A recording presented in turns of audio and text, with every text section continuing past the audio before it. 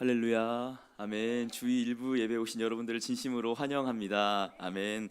오늘 함께 나눌 하나님의 말씀은 마태복음 22장 23절부터 33절까지 말씀입니다. 마태복음 22장 23절부터 33절까지 말씀입니다. 저와 여러분들이 한 절씩 교독하면서 말씀을 읽겠습니다. 부활이 없다 하는 사두개인들이 그날 예수께 와서 물어 이르되 선생님이여, 모세가 일렀을 때 사람이 만일 자식이 없이 죽으면 그 동생이 그 아내에게 장가들어 형을 위하여 상속자를 세울지니라 하였나이다. 우리 중에 7형제가 있었는데 마지가 장가 들었다가 죽어 상속자가 없으므로 그 아내를 그 동생에게 물려주고 그 둘째와 셋째로 일곱째까지 그렇게 하다가 최후에 그 여자도 죽었나이다. 그런즉 그들이 다 그를 취하였으니 부활 때 일곱 중에 누구의 아내가 되리이까? 예수께서 대답하여 이르시되 너희가 성경도 하나님의 능력도 알지 못하는 고로 오해하였도다. 부활 때에는 장가도 아니가고 시집도 아니가고 하늘에 있는 천사들과 같으니라. 죽은 자의 부활을 논할진대 하나님이 너희에게 말씀하신 바 나는 아브라함의 하나님이요 이삭의 하나님이요 야곱의 하나님이로다 하신 이것을 읽어보지 못하였느냐? 하나님은 죽은 자의 하나님이 아니요 살아있는 자의 하나님이시니라 하시니. 함께 읽겠습니다. 우리가 듣고 그의 가르치심에 놀라더라. 아멘. 우리 옆에 계신 분들께 이렇게 한번 인사해 보셨으면 좋겠습니다. 부활의 아침입니다. 아멘. 부활의 아침입니다. 부활의 아침입니다. 이 부활절은 저희가 잘 알다시피 예수님께서 부활하신 그 주일, 안식 후 첫날을 기념하는 날입니다. 물론 부활절이 정확히 며칠인지 우리는 알 수가 없습니다. 이 동서방교회가 3월 춘분이 지난 후에 만월이 되는 그 주일날에 그 주일을 부활절로 정하기로 합의를 한 이후에 그 전통이 지금껏 이어지고 있습니다. 물론 정확히 알 수 없으나 만약에 저희가 타임머신을 타고 그 당시 예수님께서 부활하신 그 주일로 돌아갔을 때 이날 아침은 예수께서 찬양하였듯이 무덤을 열고 부활하신 그 부활의 날입니다. 아멘. 그리고 그 전날인 토요일이죠. 토요일은 무슨 날이었을까요? 안식 맞습니다. 역시 빛과소금교회는 훌륭합니다. 안식 후 첫날 맞습니다. 토요일은 안식일이었습니다. 그 전날인 금요일은 어떤 날이었죠? 그쵸, 성금요일이라 불리는 예수님께서 십자가에 못 박히신 금요일입니다.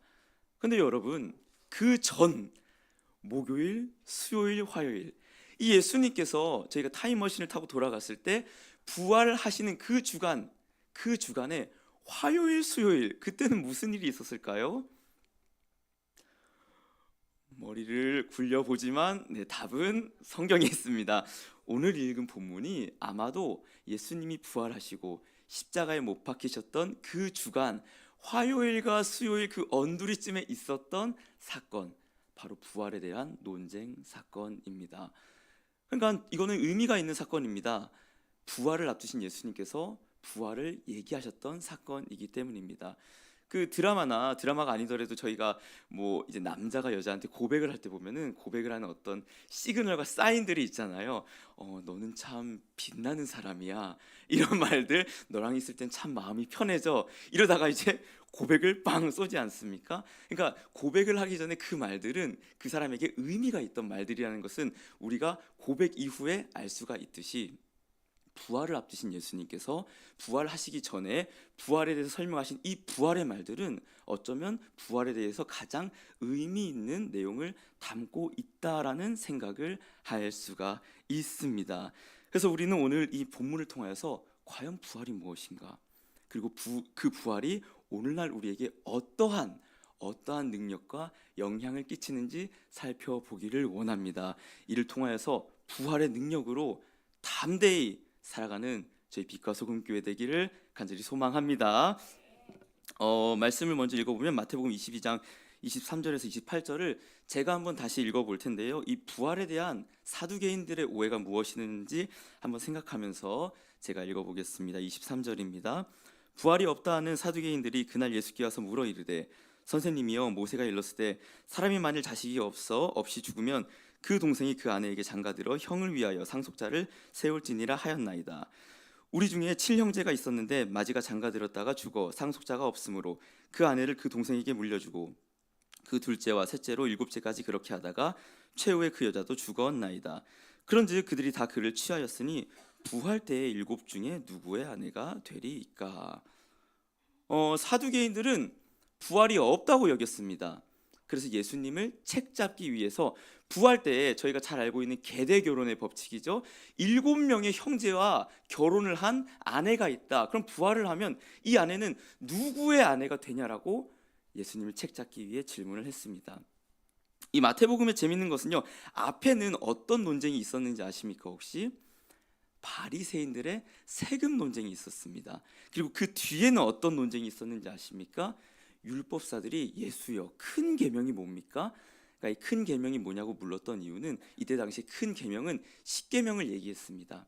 그 십계명에서 파생됐던 613계조의 미드라시라는 작은 계명이 있었는데 랍비라고 불리던 자들은 큰 계명이 뭔지 이게 큰 계명이고 이게 작은 계명이다라고 가르칠 어떠한 권위와 의무가 있었습니다.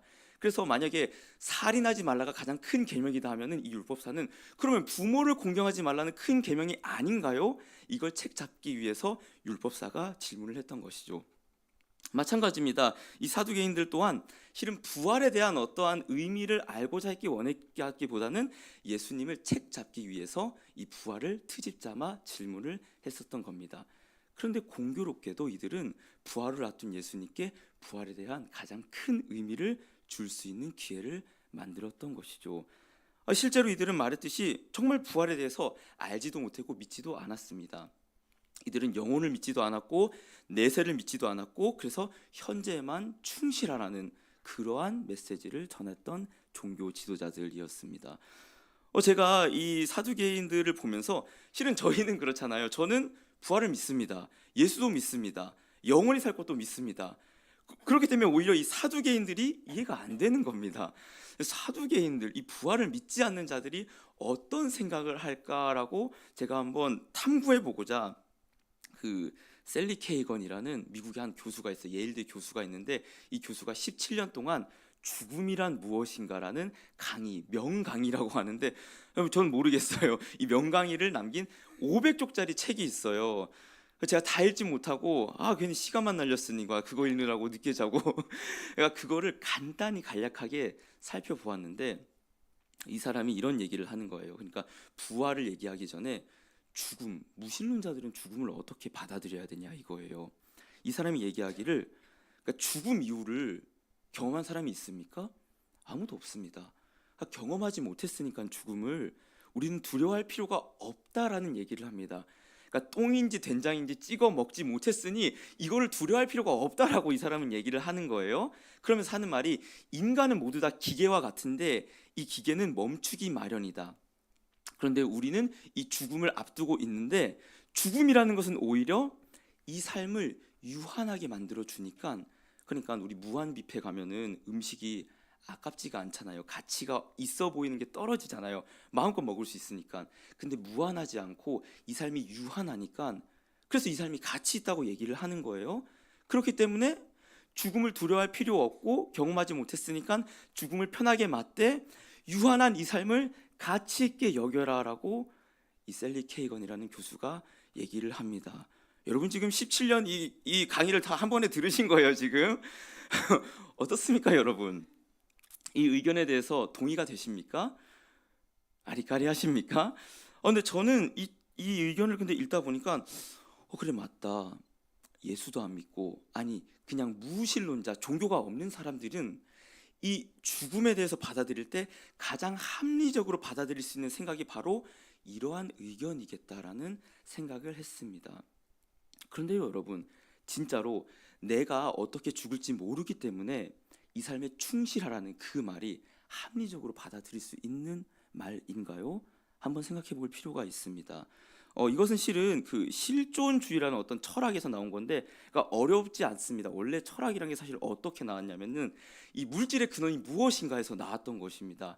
그래서 아리스토텔레스는 그 물, 불, 땅, 흙, 흙, 공기 이 네 원소에서 이 네 원소가 물질의 근원이고 이것들이 합쳐져서 뭐 금도 나오고 은도 나오고 동도 나오고 이게 연금술의 시초였잖아요. 그러니까 이전의 철학자들은 물질의 근원 실은 나의 근원이 어디에서 왔는가? 나는 어디서부터 왔고 어디로 가느냐? 이것이 굉장히 궁금했었더라는 거죠. 근데 실은 성경이 아니고선 절대로 알 수가 없습니다. 이 철학자들이 우리는 어디에서 왔을까? 물질의 근원은 무엇일까? 고민하다가 알 수 없다라는 결론을 내놓았습니다. 그러고 나서 했던 말들이 이게 중요한 건데, 우리는 어디에서 왔는지 알지 못해. 그리고 어디로 가는지도 알지 못해. 이거는 궁금해하지 말자라는 겁니다. 그러니까 이거는 제쳐놓자는 거예요. 죽음 이후 몰라, 그건 제쳐놓고 지금 이 실존, 나라는 실존에 집중을 하자라는 이러한 철학적 움직임들이 나타났고, 그게 바로 실존주의예요. 그러니까 뭐냐, 죽음에 대해서 우린 어디로 가는지 알 수 없어, 알 필요도 없어. 대신 우리가 지금 죽음을 어떻게 받아들이는지, 그게 진리고 그게 중요한 거야 라는 얘기를 했던 거죠. 이러한 생각들이 저는 오늘날에도 계속해서 이어진다라고 생각을 합니다. 그런데 여러분, 우리가 어디서부터 왔고 어디로 가는지 알지 못하는데 우리의 지금의 삶에 충실하자는 말이 앞뒤가 맞는 말일까요? 아니요, 저는 눈 가리고 아웅이라고 생각을 합니다. 마치 그런 거죠. 내가 출발점도 알지도 못하고 도착하는 지점도 알지도 못하는데 달리기를 열심히 하라 이거예요. 어디로 가는데요? 어떤 방향을 향해? 우리의 종착지가 어디인데 열심히 살아가라고 하는데요? 그 삶의 의미는 무엇인데요? 알지도 못하면서 그냥 이 삶에 충실하라고 얘기를 하고 있는 것이죠. 사두개인들이 그랬다는 것입니다. 우린 알지 못해. 근데 그냥 충실히 살아. 오늘날의 세상 사람들처럼요. 예수님께서는 얘기하고 계십니다.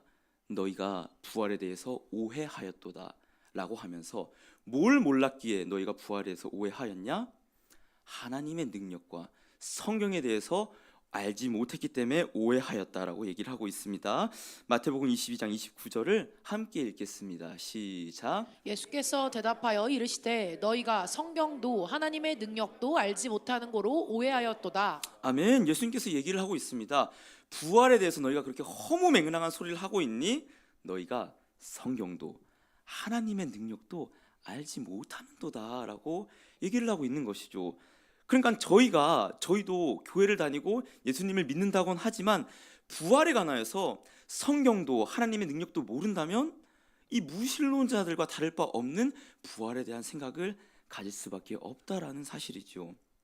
그래서 저희는 오늘 이 성경, 부활에 대해서 성경이 뭐라고 얘기하는지, 또한 하나님의 능력, 부활에 대해서 하나님의 능력이 뭐라고 말하는지 살펴보기를 원하는데, 먼저는 예수님께서 부활에 대한 하나님의 능력을 말씀하십니다. 마태복음 22장 30절 우리 함께 읽겠습니다. 시작. 부활 때에는 장가도 아니가고 시집도 아니가고 하늘에 있는 천사들과 같으니라. 아멘. 이 부활에 대한 예수님께서 말씀하신 하나님의 능력은 너희가 부활 때에는 장가도 안 가고 시집도 안 가고 하늘에 있는 천사와 같을 거야 라고 얘기를 합니다.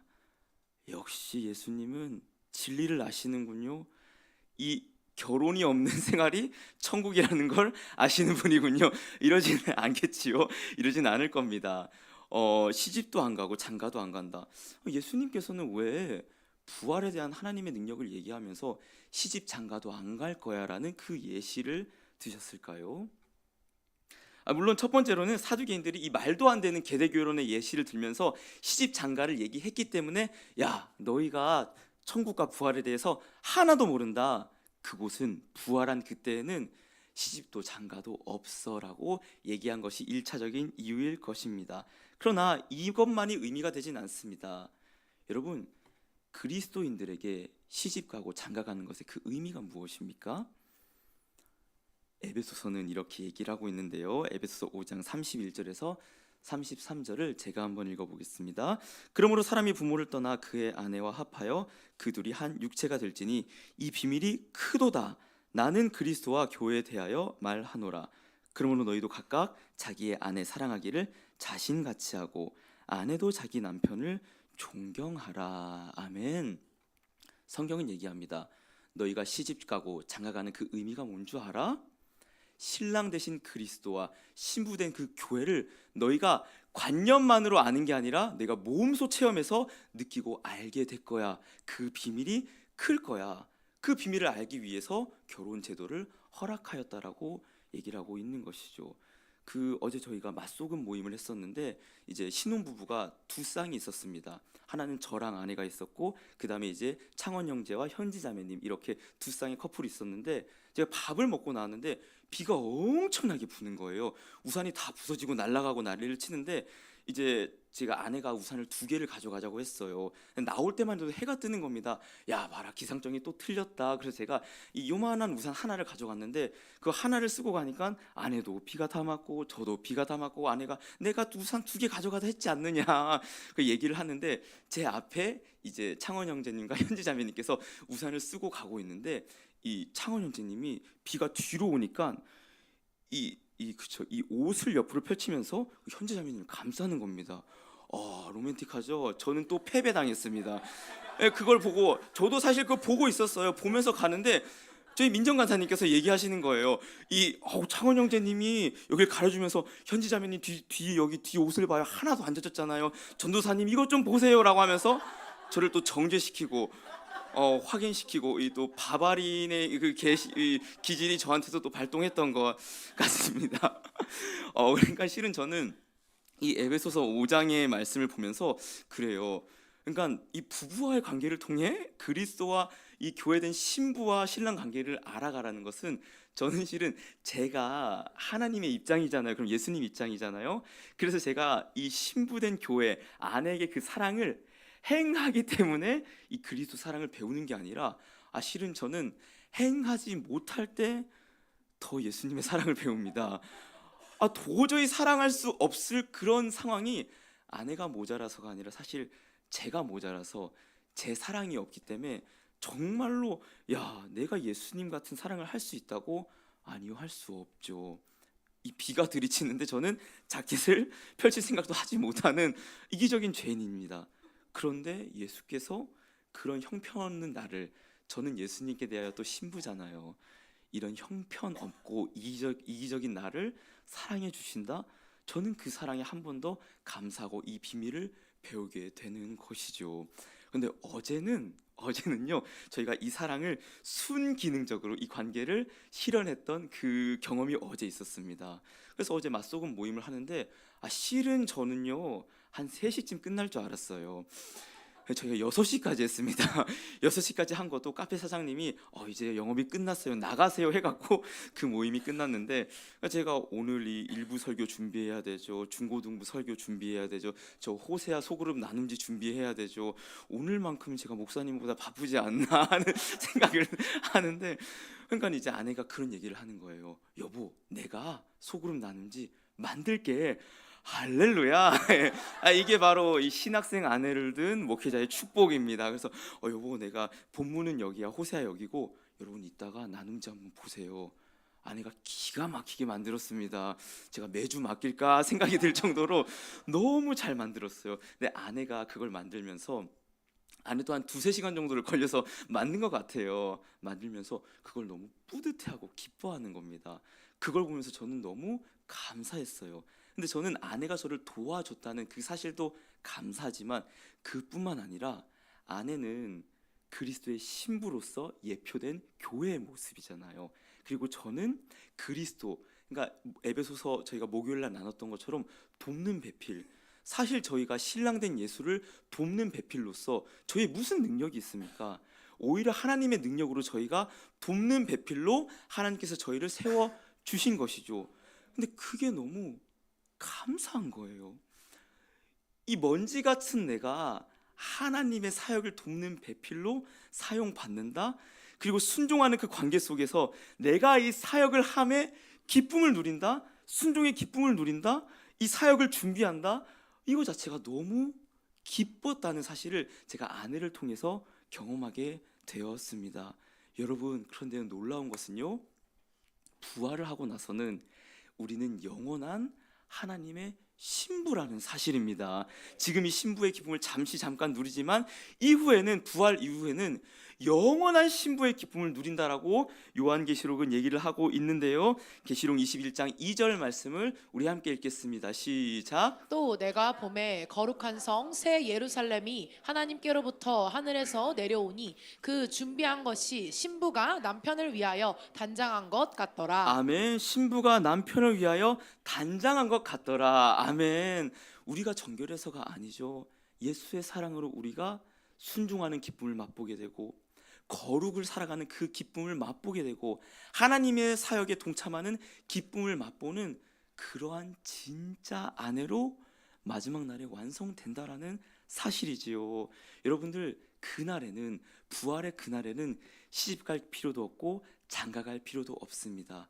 영원한 하나님의 신부로 저희가 영원한 기쁨을 누릴 거라고 예수님께서는 얘기하고 있다라는 사실이지요. 그것이 바로 너희가 천사와 같을 것이라는 얘기입니다. 이 천사와 같다는 것은 다른 게 아니라 너희가 불멸의 존재, 너희가 지금은 죽으나 그때에는 영원히 하나님의 신부로서 그 기쁨을 누리고 있다라고 얘기를 하는 것이죠. 물론요, 저희는 이걸 추상적으로 알고 있습니다. 저도 미천하고 무지한 입술로 이렇게 얘기하고 있지만, 우리는 그날 부활의 그때 진짜 영원한 하나님의 신부로, 또 영원한 하나님의 자녀로, 영원한 하나님의 백성으로 새 몸을 입은 그 새로운 존재가 되는 것을 실은 알 수가 없습니다. 그러나요, 이 부활의 신비를 저희는 누릴 수 있다라고 예수님은 얘기하고 있는 것이죠. 사랑하는 여러분, 여러분 어떠하십니까? 여러분들은 사두개인과 같습니까? 아니면 그 교수님, 그 부활을 그 죽음을 강자했던 무신론자 교수님과 같습니까? 저는 말씀을 준비하면서 이 부활이 왜 저희에게 멀게만 다가올까? 물론 그 새로운 존재가 된다는 것이 너무나도 추상적이고 당연히 이 땅을 지금 살아가는 저희에게 이해할 수 없는 개념이기 때문이라는 이유도 있을 것입니다.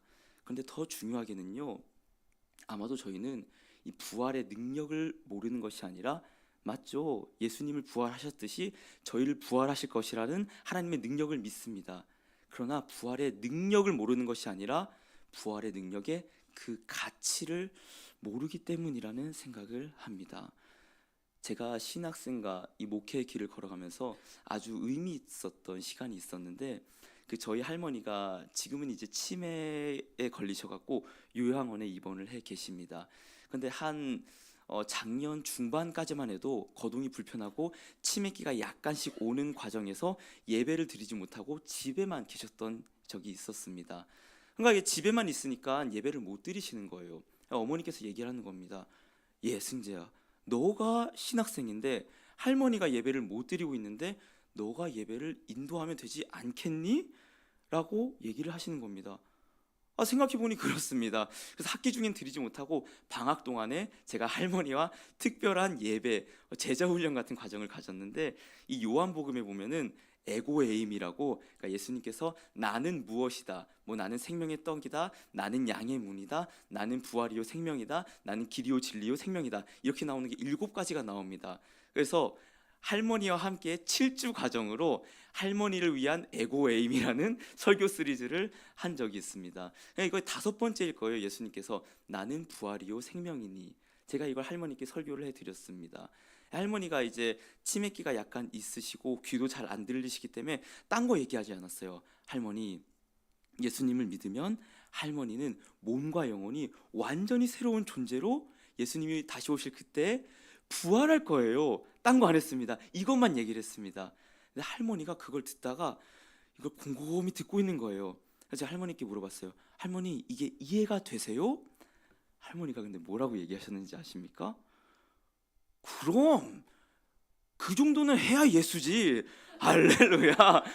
그러니까 이 초신자의 믿음이 저는 더 값진 거예요. 저희는 의뢰 그냥 아멘 믿습니다 하는데, 할머니가 곰곰이 생각해 보다가 그래, 그 정도는 해야 예수지라고 얘기를 하는 겁니다.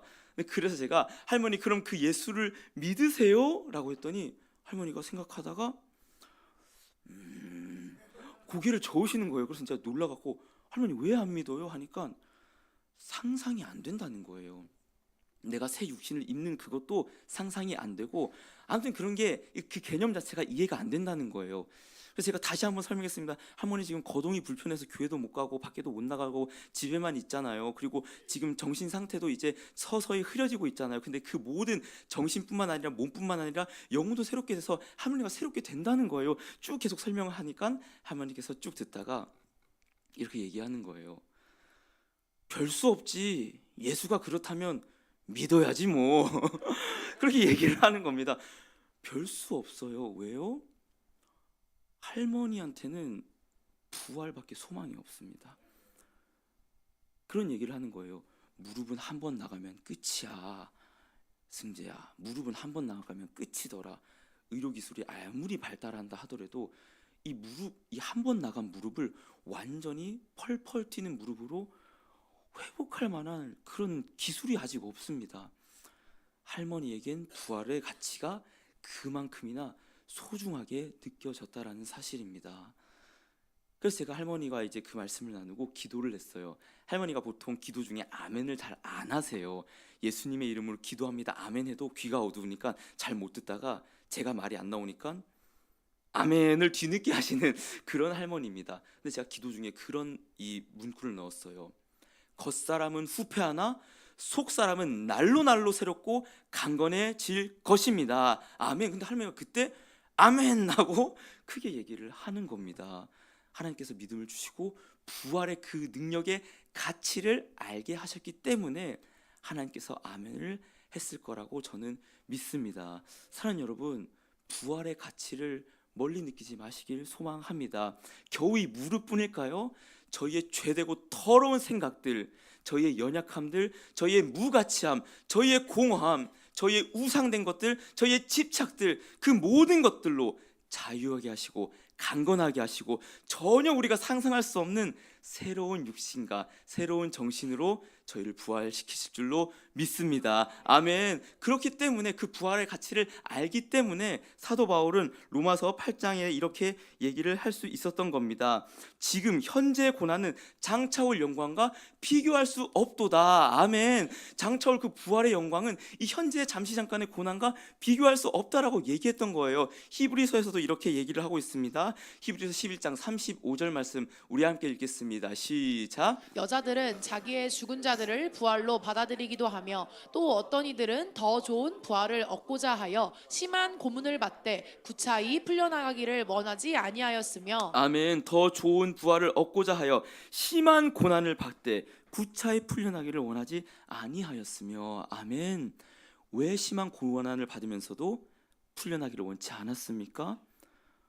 부활의 영광과 가치가 이 잠시 잠깐의 고난보다 더 크고 더 놀랍고 더 창대하다는 것을 알았기 때문입니다. 사랑하는 여러분, 이 예배가 범패스러울 수 있습니다. 여러분, 신앙생활이 무가치하게 여겨질 수도 있을 것입니다.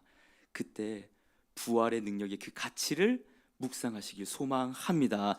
나를 완전히 새롭게 하시고 나를 완전히 변화시킬 그 부활을 묵상하는 기쁨이 날로 새로워서 부활의 능력으로 이 성도의 삶을 담대히 살아가는 저와 여러분들 되시길 간절히 소망합니다. 아멘. 우리 이제 두 번째로 이 하나님의 능력뿐만 아니라 너희가 성경도 모르고 있구나. 그 성경에서 부활을 뭐라고 말하고 있는지 알 필요가 있습니다. 마태복음 22장 31절에서 32절 말씀 우리 함께 읽겠습니다. 시작. 죽은 자의 부활을 논할진대 하나님이 너희에게 말씀하신 바 나는 아브라함의 하나님이요 이삭의 하나님이요 야곱의 하나님이로라 하신 것을 읽어보지 못하였느냐. 하나님은 죽은 자의 하나님이 아니요 살아있는 자의 하나님이시니라 하시니. 아멘.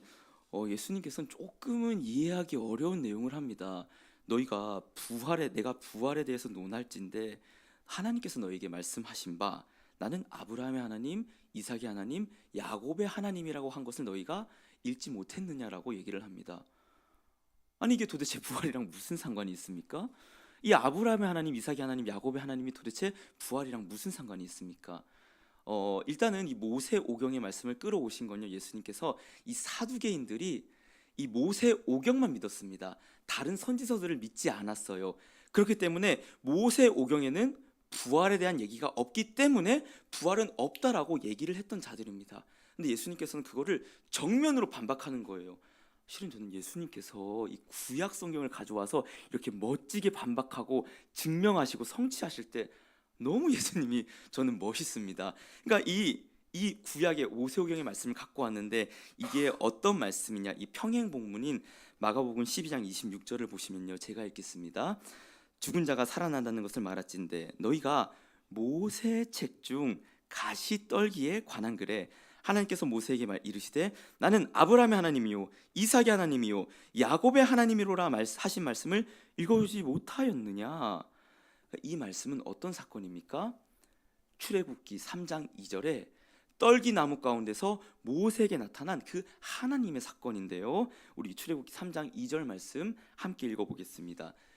시작. 여호와의 사자가 떨기나무 가운데로부터 나오는 불꽃 안에서 그에게 나타나시니라. 그가 보니 떨기나무에 불이 붙었으나 그 떨기나무가 사라지지 아니하는지라. 아멘. 저희는 이거를 모세 소명 기사로만 받아들일 때가 있습니다. 그런데요, 예수님은 그걸 부활에 대한 증명으로 끌고 왔다라는 사실이죠. 이 3장 6절을 제가 이어서 보면요, 또 이르시되 나는 내 조상의 하나님이니 아브라함의 하나님, 이삭의 하나님, 야곱의 하나님이니라 라고 얘기를 했던 사건을 끌고 온 것이죠. 왜 예수님께서는 이 말씀을 부활에 대한 증명의 기사로 갖고 왔을까요? 여러분, 이 사건에 관해서 만화를 살펴보면요, 이 사건을 그린 만화를 살펴보면요, 다 이 구글에도 이미지를 쳐보면 떨기나무가 있고 불꽃이 있고 모세가 여기에 무릎 꿇고 앉아 있고 큰 빛이 있어서 모세에게 말씀하는 것 같은 그런 장면으로 그려집니다. 근데 여러분 정확히 보시면요, 출애굽기 3장 2절을 다시 한번 띄워주면 여호와의 사자가 떨기나무 가운데서 나타나서 모세에게 말씀하고 계신 겁니다. 그러니까 떨기나무가 있고 불꽃이 있고 정확히 그리면은 누가 그 안에 있어야 돼요? 여호와의 사자가 이미지가 그려져 있어야 이 말씀에 근거하여서 정확히 그린 그림이 되겠지요. 근데 여호와의 사자는 도대체 누구입니까? 예수님. 너무 빨리 정답이 나오니까 감사합니다. 네, 예수님입니다. 천사가 아니라 예수님인데, 자, 왜 그러는지 우리 한번 출애굽기 3장 4절을 제가 한번 읽어보면요, 여호와께서 그가 보려고 돌이켜 오시는 것을 보셨죠. 근데 하나님이 떨기나무 가운데서, 방금 여호와의 사자가 떨기나무 가운데서 모세를 불렀는데 이번에 3장 4절에서는요, 하나님이 떨기나무 가운데서 그를 불러 이르시되, 이 여호와의 사자는 단순한 천사가 아니라 하나님과 동일한 어떤 인물이라는 사실이죠. 더 놀라운 것은요, 출애굽기 23장 20절에서 21절을 보면요, 내가 사자를 내 앞에 보내어 길에서 너를 보호하여 내가 예비한 곳에 이르게 하리니 너희는 삼가 그의 목소리, 그러니까 여호와의 사자의 목소리를 청종하고 그를 노엽게 하지 말며 그가 너희의 허물을 용서하지 아니할 것은 내 이름이 그에게 있음이니라. 아멘. 얘기를 하고 있습니다. 무슨 말이에요? 이 여호와의 사자에게 어떠한 권세까지 있다는 거예요? 죄를 사하고 말 권세가 여호와의 이름이 그에게 있기 때문에 그 권세까지 있다는 거예요. 봐보세요. 여호와의 사자는 하나님과 동일한 어떠한 인물이며 그 인물은 죄를 사할 권세까지 가신 인물입니다. 그 인물은 누구밖에 없습니까? 예수 그리스도, 하나님과 동일하시며 죄를 사하시고 말 권세가 있는 예수 그리스도밖에 없다라는 사실이지요. 그런데요, 여러분, 놀라운 것은요, 그러면 잘 생각해 보시길 바래요. 사두개인과 논쟁하고 있는 분은 지금 누구입니까? 예수님이세요.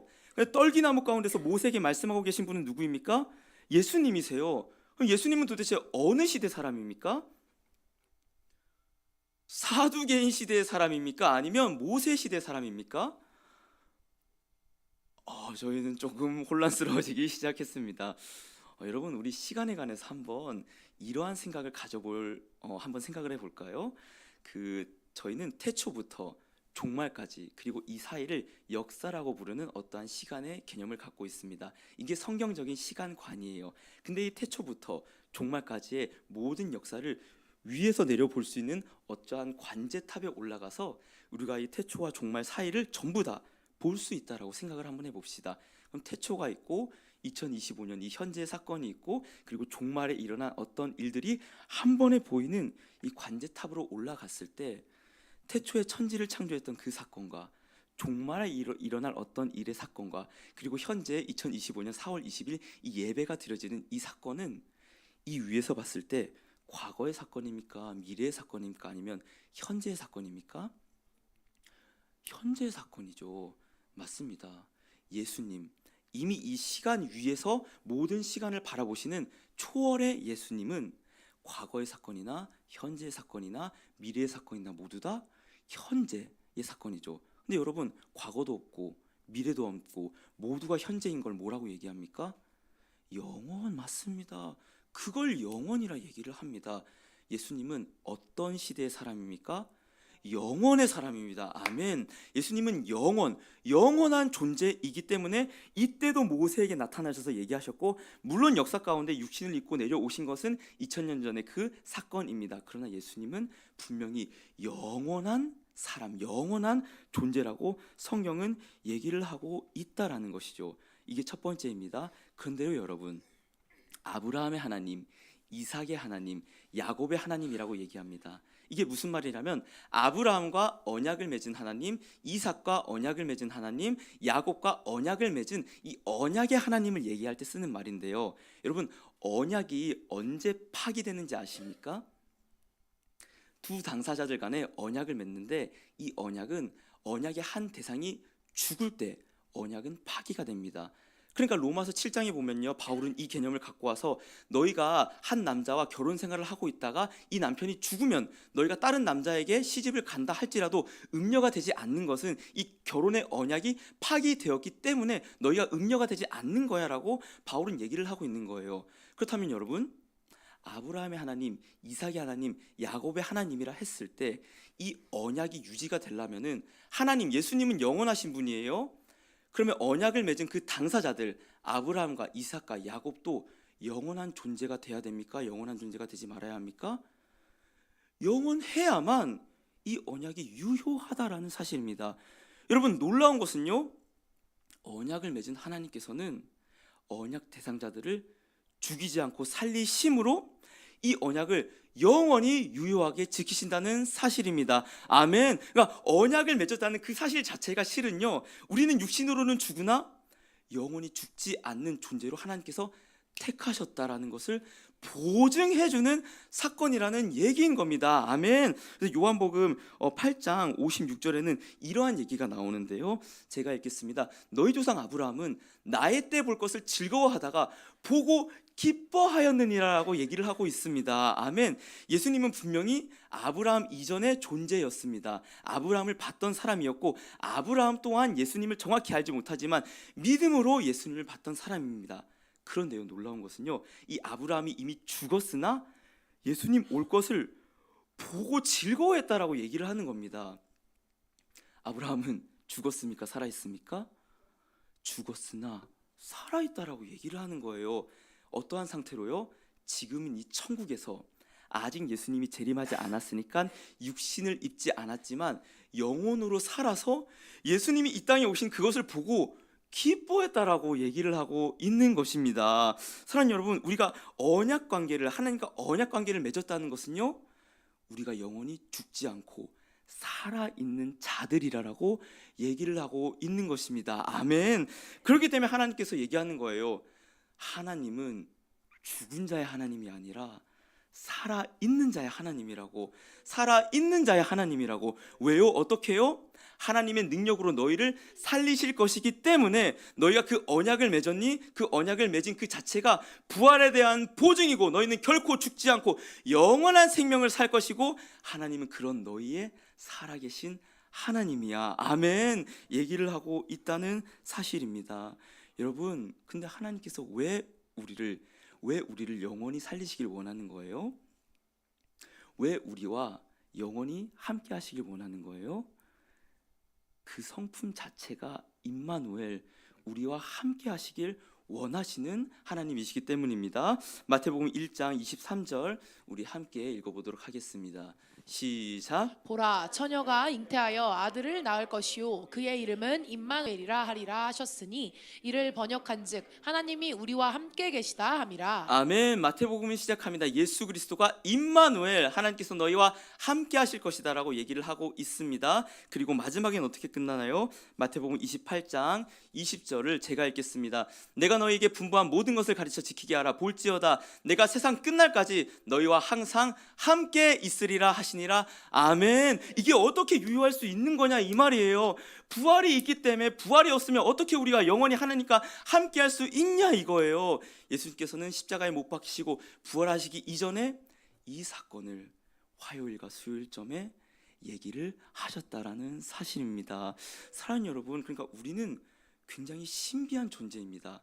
우리는 이 땅에 발을 디디고 살아 있으나 영원한 하나님의 계획 속에서는, 그러니까 이 시간 밖에서 완성된 부활의 그 모습에서는 이미 우리는 하나님과 영원히 살아서 존재하여 부활의 육신을 입고 있는 존재다라는 사실입니다. 이건 어떤 뭐 판타지 영화나 SF 그런 소설이 아니에요. 성경이 말하는 바 우리는 이미 하나님과 영원히 부활을 누리는 존재라라고 얘기를 하고 있다는 사실입니다. 어제 이제 맞소금 모임을 하면서 그 장장 이제 12시 반부터 6시까지 여러 대화들을 나누면서 신앙의 문제들, 직장의 문제들, 인간관계의 문제들, 또한 본인의 어떠한 영적인 상태에 대한 문제들을 나누면서 사실은 저는 그런 생각을 느꼈습니다. 첫 번째는 청년들은 역시 고민이 많고 어려움이 많구나. 뭐 청년들만 많겠습니까? 실은 어린 데서도 똑같겠죠. 근데 이 청년의 때에 이 청년들이 하나님과 동행하기 위해서 몸부림치고 싸우고 있구나. 아멘. 그걸 느꼈습니다. 그러면서 오늘 본문을 묵상하고 이 연구를 하면서 하나님께서 영원히 함께 하시는구나. 아멘. 여러분들, 문제가 무엇입니까? 어려움이 무엇입니까? 하나님께서 결코 우리를 죽이지 못하십니다. 결코 우리를 죽이지 않으십니다. 왜요? 언약으로 맺었기 때문에 이 언약을 파기할 수 없는 하나님께서는 우리를 이미 영원한 존재로, 영원히 살리시는 부활의 존재로 택정하셨습니다. 여러분들, 하나님께서 함께 하십니다. 모든 어려움을 이겨낼 수 있습니다. 하늘이나 땅이나 하나님과 함께 우리는 영원히 살 것입니다. 이 땅을 살면서도 하나님과 동행하며 살 것이고, 죽어서 영원히 하늘에 갔을 때도 하나님과 동행하며 살 것이고, 부활의 육신을 입었을 때도 영원히 하나님과 살 것입니다. 아멘. 이 부활을 묵상하고 이 부활을 소망하며 영원히 나와 동행하시는 임마누엘 하나님, 이 하나님으로 능히 이 삶을 살아내는 저와 여러분들 되시길 소망합니다. 아멘. 저희 이 시간 찬양을 하기를 원하는데요. 하늘 소망이란 찬양인데, 이게 민호기 목사님이 작곡하신 찬송인데, 새롭게 하소서라는 이 프로그램에서 목사님께서 이 찬양에 대한 간증을 하신 적이 있어요. 이 아내가 임신을 했는데 이제 유산을 될 위기에 처했다는 진단을 받습니다. 근데 이제 유산을 방지하는 어떤 주사를 맞아야 되는데 한 회에 5만 원 정도 한다고 해요. 근데 10회 정도를 맞아야 이 유산을 방지하는 효과가 있다고 하는데 돈이 없어서 2, 3회 정도밖에 못 받았다고 합니다. 그리고 하나님께 맡겼는데 아이가 유산이 되었다라고 합니다.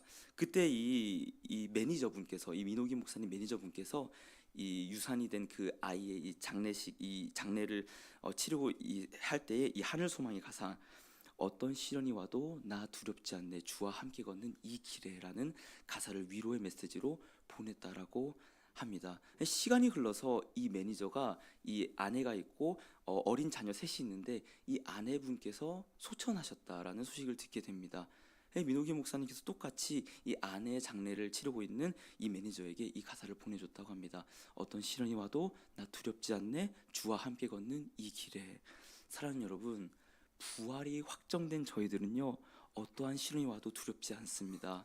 왜 그렇습니까? 하나님께서 영원히 임마누엘 함께 하시기로 작정하셨기 때문입니다. 아멘. 이 부활을 힘입고 하늘에도 땅에도 발을 딛고 살아가는 고귀한 존재로 예배자의 삶을 감당하기를 소망합니다. 그런 마음으로 함께 하늘 소망 찬송하시겠습니다.